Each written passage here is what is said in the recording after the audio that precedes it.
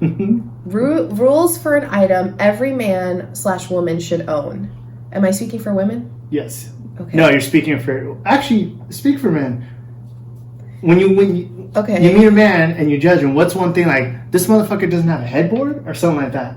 Oh, okay. Let's go. All right. If we're talking about... I really don't care about cars, so I'm not going to go and list off cars. As long as you have a decent thing, then that's fine. Does the car need to be clean? I mean, clean enough where I don't feel like I'm going to get the coronavirus sitting in it. But, like, I need hand sanitizer every second. No, just clean enough. My car is not that clean, so I'm not going to be that judgy. Home, it's not. I'm not even... So bad. Yeah, it's whatever. Not everyone can be perfect, okay? I freak out when my car's dirty. He was going to get me a... What was it? Lint roller? Yeah. He literally was like seconds away from buying me one. But anyway, okay, so home. Oh gosh, this is hard because I'm trying to think of like what age bracket are we talking? Or even not a home, or what's one thing like, should he have a working cell phone? Should he have a wallet and not just a rubber band holding all his credit cards? Things like that. True, okay, that stuff doesn't bother me. I think it really comes down to the home. Okay. So it doesn't need to be fully like elaborately decorated or anything like that. She looks around because, believe it or not, I actually have at least a couch, I have a TV stand. Your basics, just table, whatever, for everyone to like just be comfortable in. The toilets just need to be cleaned. Like that, the toilet and the kitchen needs to be cleaned. If that shit's not clean, I don't like it. So they need to own like cleaning products. Yeah. Not have that nasty fucking ring. Yeah. Ugh. So yeah, learn how to fucking clean. And yeah, you probably should have a headboard. Your mattress shouldn't be on the floor. My mattress is on the floor up until 6 months ago? Yeah. And then Kristine helped me buy a bed. So I Was it oh yeah, I didn't help you pick it up. You're the one that you're the one that told me the website. Yeah, that's true. So now I actually look like an adult. But yeah, I would say that's pretty much it. I mean, otherwise just look like you shower and take care of yourself. See, you're so low maintenance. Like me? I really am. I have a list of shit. I'm really not. That's what people don't understand. Like, oh, I'm so into bodybuilders. Yeah, but really, when it comes down to it, I'm really not that picky. The way other people are picky. Like, superficial picky. Oh, yeah, I'm a little superficial. Just a little. Just a little bit. Just a little bit. No, it's not that bad. Like, for example, going to a girl's home, you gotta have, dishware. Yeah. Like, if you're 30 years old and you're giving me paper plates and paper cups. It's one thing if you're like, oh, I'm trying to save on dishes, all right. But if you legitimately don't have that, or I'm a fucking psycho. Maybe this wasn't a good question for me. If your silverware doesn't match, what the fuck? My silverware doesn't match. Oh, you buy one fucking set. That's so fucking weird. Or another thing is you gotta have if ladies if your TV is not mounted, okay, that's fine. But you gotta have a TV stand at least or something. Where would their TV be? Sometimes on the floor. Really? Yes. I would have a problem with that too. Not a problem, but it's just I'm like, what, you can get something for $20. Yeah, or that's it. In regards to their person and stuff, there's not really an essential that they really need to own. As long as you have everything you need when we're out. That's my thing. Is I remember something. Go for it. Lotion. Every man should have lotion. And carry it on him. I don't want to see your knuckles ashy. How to check? If you are washing your hands get really dry, especially if you're like us and we have colored skin. Our hands get dry. We have naturally dry skin. Wear some freaking lotion. That drives me nuts. And chapstick. Yes, chapstick. Girls too. Yes. There's nothing more frustrating when I see a really, really cute or pretty girl and her lips are just chapped. She looks like she was fucking sucking a mummy's dick or something. It's just Jesus. Looks like a dry sponge on your lips. Oh my god. Oh. Yeah. Okay. All right. I'll pick one for you. Or did I pick? No. that was okay. Rules for developing trust in a relationship. I think it ties into one of the cards I pulled earlier. Is you just got to be honest with them. But here's I know, it's hard. Here's the thing. I was speaking to one of my friends relatively recently, and he was telling me he trusts his partner 99%. Mm-hmm. And I said, really, just 99%? Like, why not 100? And he's like, because there's always that 1% chance that they're going to fuck up. And I told him, I was like, don't you think that's a little pessimistic?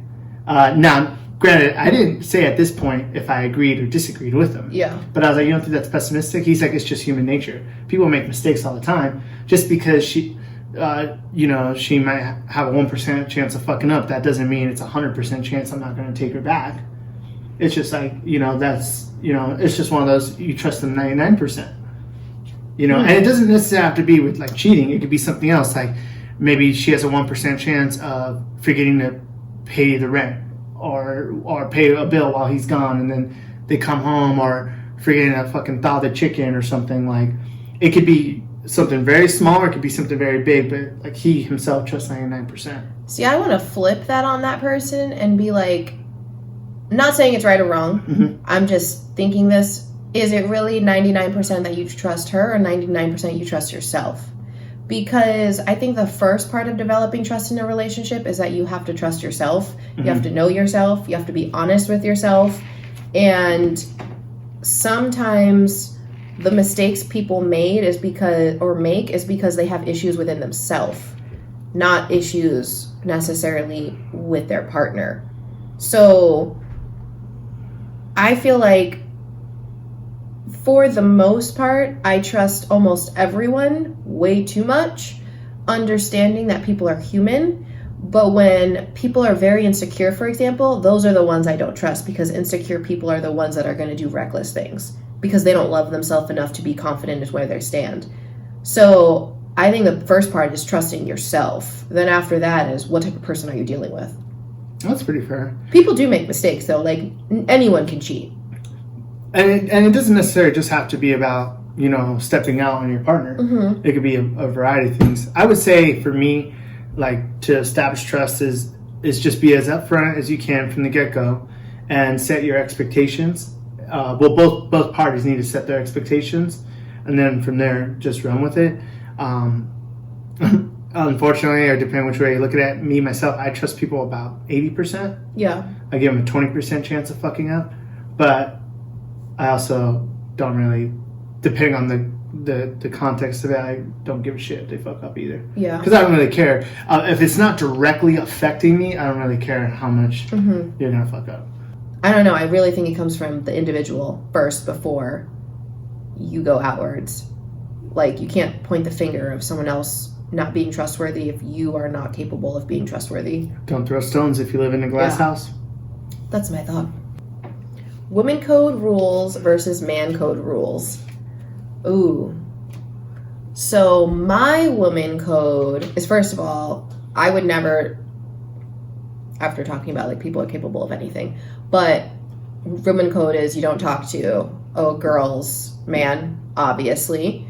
And I probably wouldn't even go as far as talking to their ex. I think it depends on the level of relationship and where they're currently at and how they resolved it.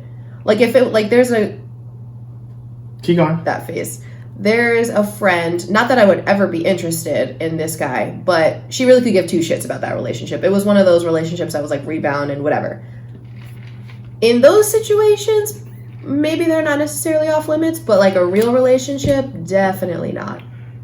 But even if so, you would discuss with friend first before moving forward with the man. And make sure that everything's good with you and your girl. That's the girl code? Yeah, I would expect that, and that's what I would do.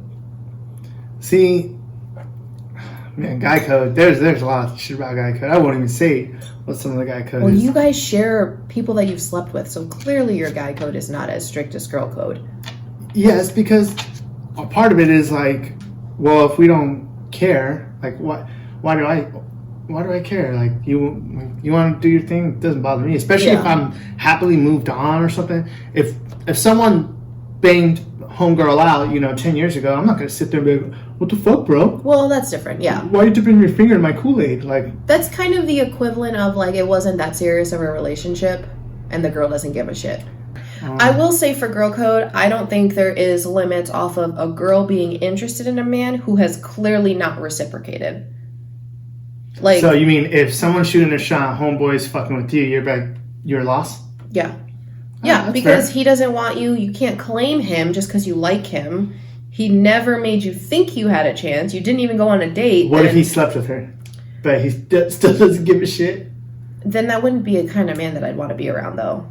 Think about it, though. Just when we were going to get juicy. No, but think about the kind of man I want. Do you really think I'm going to be down with someone like that? Shit, I'm cracking my knuckles on that. But, yeah, that's not off limits. You can't claim him just because you like him. I know if I saw one of my boys, their girls, like, stepping out, not only would I call them, more than likely, I would also probably confront the girl. Yeah. But if I saw my guys, like, it's tough. You wouldn't do it. Probably not. No. But it also depends on the connotation too. I mean, I would definitely talk to the guy though. Like, what are you doing, bro? Yeah. Because now that I'm maybe like in a couple years ago, I wouldn't have said nothing because at the end of the day, it's not my business. Mm-hmm. Which kind of right now to this day, it's not my business. I don't give a shit. I wouldn't say anything to either one. That's their problem. But depending on which friend it would be, I would pull them aside privately at a later time. Like, what are you doing, bro? Yeah. Because if you're, here's the thing, people don't understand this. If you guys are unhappy, leave. Yeah. Don't, because then it's a mess, especially if people aren't married or if there's kids involved or if you guys live in the same place and you guys split your bills. There's so much more of a headache. Just be like, look, I'm out. Yeah. Okay. Rules for men's chest and back hair, or women's leg and underarm hair. I'm answering this? I mean, we both are, but you go first. Okay. So, I personally, if it was up to me, hairless all the way. Like, I'm just not a body hair type of person. However, I know men are very prideful. What do you mean? Why are you giving me that look? No, I mean, I'm surprised. But I guess it makes sense because, like, actual physique competitors are usually hairless. Oh, yeah. I totally am down with guys that, like, shave their legs, shave their arms. But their muscles look good. I don't know why. It looks really good. I just pictured Henry Cavill, like Superman. Oh, and he's super like hairy, big, yeah. Like hairy chest, big muscles. That's why I'm not a fan, but it's also like I'm not repulsed. Yeah, if I could it depends pick, on the level. Yeah, if I could pick, I would prefer hairless. If you have to pick either or, chest hair, no back hair, just no back hair. And then chest hair, like keep that shit minimal, man. Like I don't want to like be flossing my teeth if I'm trying to like be all over your chest. You know what I'm saying? Mm-hmm. And then women, I mean, do whatever you want, but I mean, currently I don't really, I'm lazy with shaving right now, but like, what am I doing? I'm not wearing skirts and shorts and I'm not talking to anyone. If I did though, different story, but. Well, that kind of ties into me. Ladies, stop shaving your armpits. All right, hear me out. Stop shaving your armpits because you're going with the grain and the angle you shave, and it creates that dark skin under it, and I think that's really, really unattractive. It's not that expensive, girls, to wax your fucking armpits. Yeah, but you realize you have to let the hair grow before you can wax again. Yes, but then from there, you get a wax and it looks nice and smooth, and it doesn't change your skin pigmentation. If I'm here, I see what you're saying. And before girls are like, oh well, fuck him, this and that, I will pay for you to get your legs and your armpits waxed, because at the end of the day, you're still like not my trophy wife, but like I want to make sure you feel good about yourself. And no girl wants to wear a nice dress and be like, oh shit, it looks like I have a 5 o'clock shadow on my fucking armpit. I hear what you're saying, but I can't. Or nair your armpits. Yeah, well, depending on the texture of your hair, doesn't always work. That's true. I hear what you're saying. I don't disagree, but I can't. If it's summertime, or if I am seeing someone, I just can't let that hair grow to wax it. Like I can't do it. Well, I mean, that's where you gotta you gotta plan ahead. So you gotta start waxing like towards the spring and stuff, and then move around it, because wax can, depending on your hair growth, it can last anywhere from like 2 weeks to like a month and a half. Yeah, but that's not the point. You have to let it grow out to a certain length for it to be able to be waxed again, and I can't let that happen. I would say you get it waxed, and then in between you maybe nair it then, depending on it. But again, every girl's a little different. Yeah. And I don't care if they shave their legs. That's fine. There's so much physical like space in your legs. Like obviously it's not appealing unless you have like like my mom would wax all my sister's legs. Yeah. So, that's it. But wax your armpits. Wax your armpits because, and everybody wins. Everybody wins. Okay. In that. And then in regards to like chest hair or back hair. Have you ever waxed your body part before? Yes, I have. When I wrestled, my mom waxed my arms and legs. Actually. That's less painful though than an armpit or bikini area. Well, and truly not I've never done either of those. Yeah. I wouldn't think an armpit's that bad. It's sensitive skin. I mean, it's not. Like, I've waxed before, so it's not the end of the world. But I mean, some girls can't handle the pain. On that note, not to get too much into your business, I'm assuming you've had like a bikini wax? Yeah, I've done it for shows. Like, isn't that weird for someone to be down there? Yes, it is.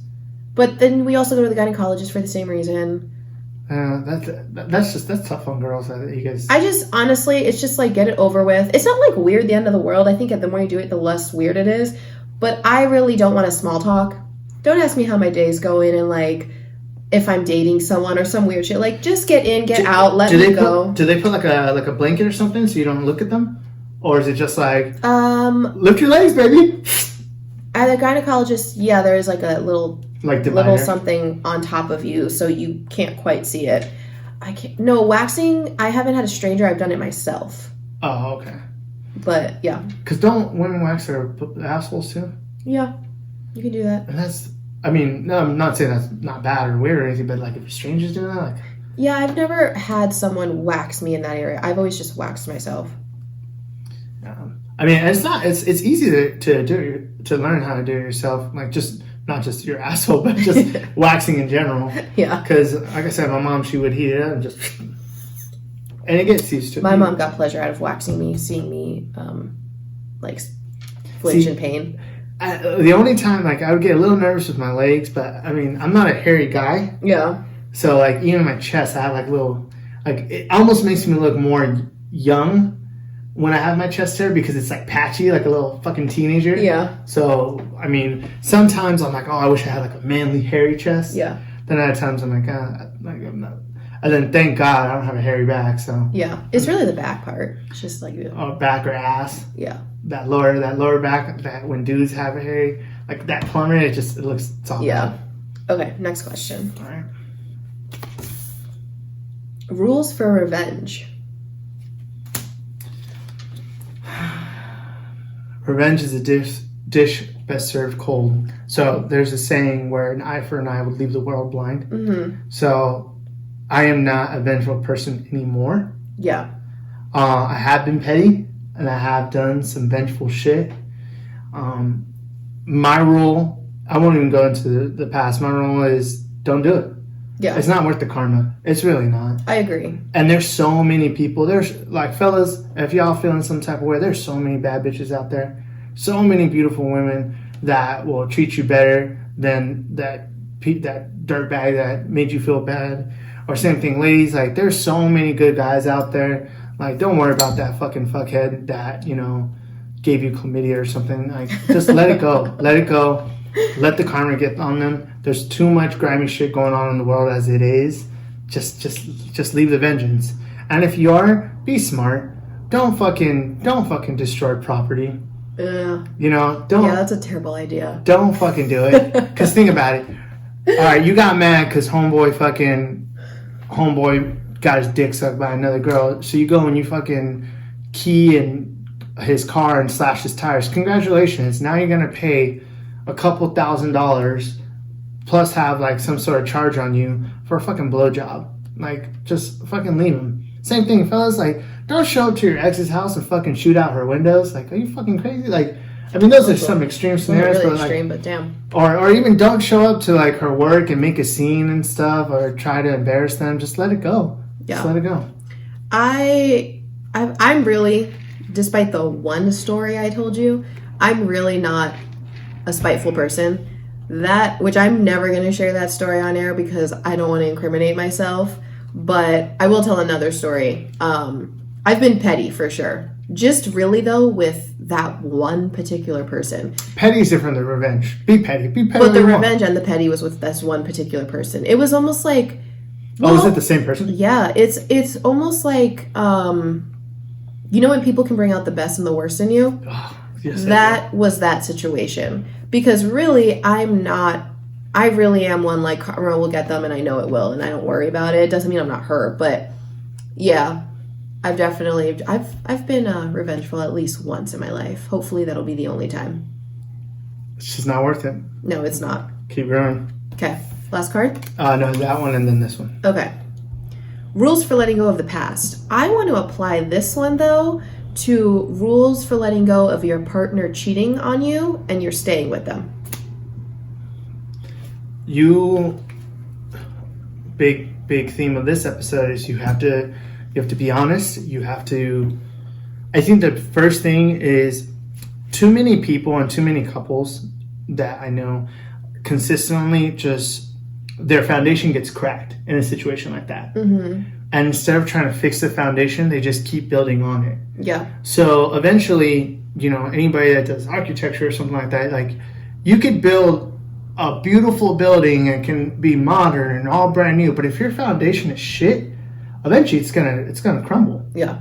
So I think people can grow from that all the time. Yes. But you have to strip down to the basics and start back at the beginning. And I think 99% of the time, the maybe fastest and best way to do it is through therapy. Yes. Because there's a lot that's going to unfold in order to get there. And I think, like, the cheater has a difficult time. Like, it goes both ways. The cheater has a difficult time of being in this relationship and the person who is cheated on keeps bringing it up because they're hurt. They want to know why. Yeah, and that person is like, get over it already kind of thing. But you can't really tell someone to just get over it. Like, they're in pain. It's going to take a lot to build that trust for it to eventually go away. So there's that whole thing of the cheater needs to be understanding and very fucking patient that it could take like 2 years, right? At the same time, the person that was cheated on has to do their best in letting go and allowing their partner to prove themselves versus accusing them of doing something wrong all the time. So you can't keep punishing for him if you're saying, I'm working on forgiving you. So that's why I think therapy would help, because that's a lot to get through. And you also, not that it justifies the cheater, but if the cheater stepped out for like a variety of reasons, that the cheatee could change. The cheatee. Like that's one thing. Like you have to. Yeah. And it's not victim shaming or anything, but you have to look in the mirror. It's like, well, why did your partner step out? Yeah. Now, some of it could be out of control. Some of it could be your partner just wanted to step out in general, and they were going to do it regardless. But if it is like, people have needs, not just physical needs. People have emotional needs. People have, they need to feel like they're wanted, like they're cared, and there's so many scenarios, and we won't go too deep into it, but you have to start fresh. And couples counseling, I personally have done it as well. I'm a huge advocate for it. It can unlock some things that might not even have to deal with the specific relationship, but that in turn affects your relationship. Mm-hmm. So you got to let it go, and you have to, if you really love the person, you have to move on. You have to.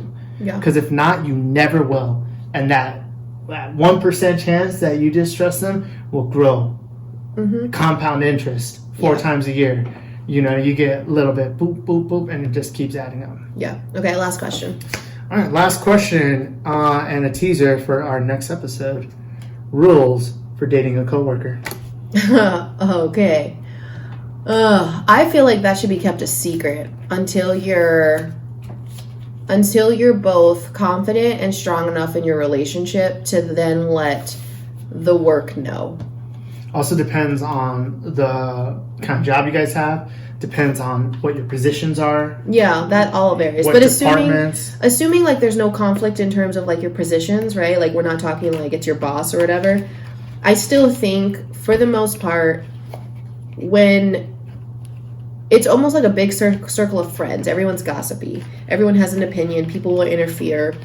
Relationships, like high school. Yeah, relationships are hard enough, and you kind of have to go through your own foundation building of your relationship. And if you feel this is definitely what you want to do, and you feel solid in it, then you can start letting it be known.